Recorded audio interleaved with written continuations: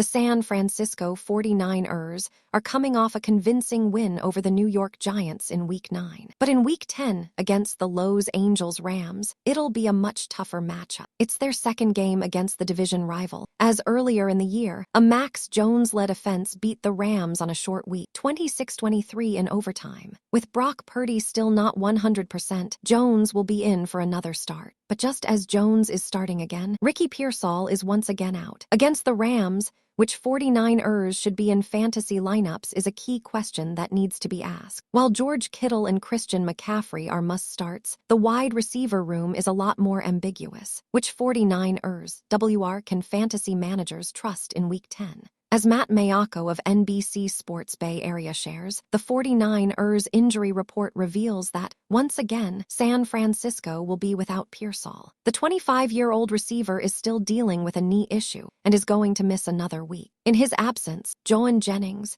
Kendrick Bourne, Demarcus Robinson, Sky Moore, and Jordan Watkins will be the 49ers' leading wide receivers. Of that group, Jennings and Bourne are the only two fantasy-relevant players worth considering in lineups. Of those two, which is the best option in Week 10? In Week 9, Jones threw for 235 yards and 2 touchdowns on 19 completions. Jennings had 4 receptions for 41 yards and a touchdown, while Bourne had 2 catches for just 32 yards. But back in Week 5, the last time the 49ers played the Rams, Bourne hauled in 10 receptions for 142 yards, while Jennings sat out with an injury. While the incredible Bourne performance was the last time these two teams faced off is a compelling case, Jennings is the clear top option, and the much better start this week for fantasy managers. Jennings is the 49ers' #1 option in Week 10, and in a tough division matchup, he should have a strong workload against the Rams. Bourne is second fiddle to Jennings. In the last 3 weeks,